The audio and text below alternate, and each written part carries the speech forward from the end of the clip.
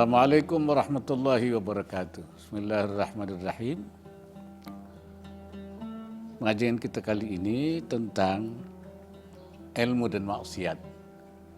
Mengutip apa yang dikutipkan oleh Sayyidina Ali radhiyallahu an yang mengatakan, "Man kana fi talabil ilmi kanatil jannah fi talabihi." Siapa yang mencari ilmu berarti dia sedang mencari surga. Wa man kana fi talabil ma'siyah, siapa yang mencari maksiat berarti dia sedang mencari neraka. Artinya, kata Syekh Nawawi, orang yang sibuk mencari ilmu yang manfaat, ilmu manfaat itu ilmu yang ilmu nafi', itu yang membawa kita kepada rasa takut kepada Allah Subhanahu wa taala, ingin mengabdi kepada Allah. Kana fil haqiqati taliban lil jannah wa liridhallahi taala, berarti dia sedang mencari surga dan mencari ridha Allah. Jadi dia, kalau dia mencari ilmu syariah, maksudnya ilmu agama, itu dia sedang mencari ridha Allah, sedang mencari surga. Wa man kana muridan lil maksiyah, siapa yang menuju ke maksiat, kana fil haqiqah, hakikatnya adalah taliban linnar, mencari neraka, wali sakhatillah, dan mencari murka Allah. Di sini kita bisa memahami bahwa sebenarnya kita itu ke surga atau ke neraka itu sebenarnya ada pada kita sendiri, kita yang mencari. Kalau kita mencari surga, ya harus jalannya jalan surga. Tapi kalau kita itu mencari jalan maksiat, berarti kita mencari jalan neraka, kita sendiri. Nah, oleh karena itu maka memang Allah memberikan keluangan kepada kita. Diberikanlah ada jalan tuh. Wa hadainahun najdain. Saya tunjukkan dua jalan.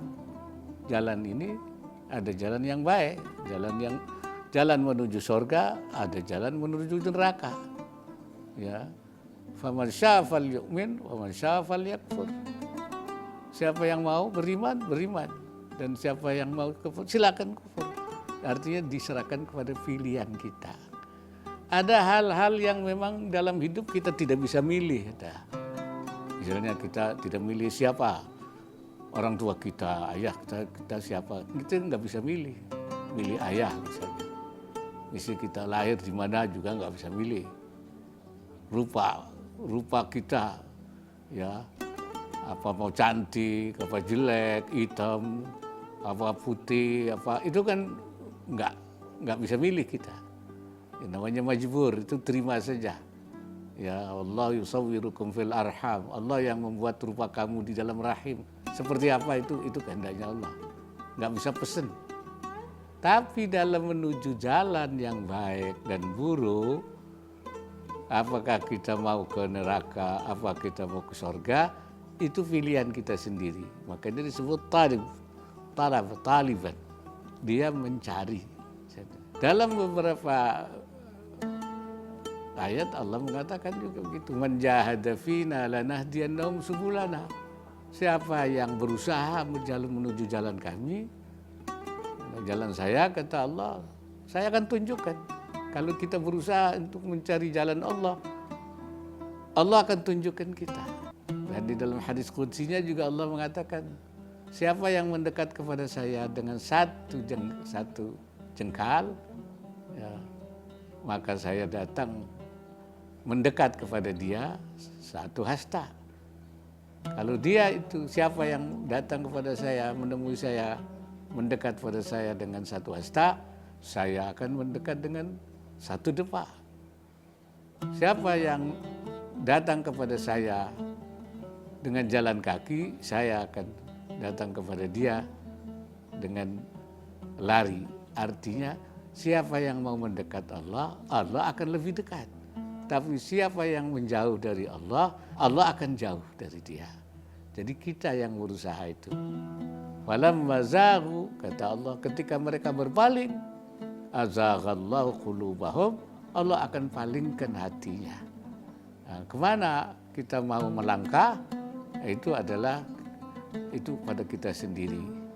Itulah makanya sebenarnya Allah itu memberikan bimbingan kepada kita, memberikan kebebasan kepada kita untuk memilih jalan hidup kita yang akan kita tempuh itu.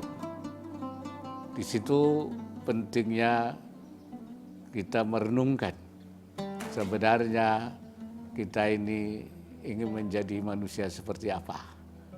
Ya, ingin menjadi kembali ke hadiratnya dengan keadaan bagaimana. Itu sebenarnya kembali kepada kita, keinginan kita. Tapi memang kita harus berusaha mendekat kepada Allah dan juga harus berdoa supaya kita mendapat bimbingan dari Allah. Makanya kita dalam setiap salat itu membaca Fatihah, salah satunya itu ihdinas siratal mustaqim. Ya Allah, tunjukkan kita jalan yang benar, yang lurus. Ya ihdinas siratal, minta kepada Allah supaya ditunjukkan. Iyyaka na'budu wa iyyaka nasta'in. Hanya kepada Engkau ya Allah kami mohon pertolongan. Pertolongan apa? Pertolongan supaya kita bisa menjalankan ibadahnya. Makanya ada doa lagi, a'inni ala zikrika wa syukrika wa husna ibadatik.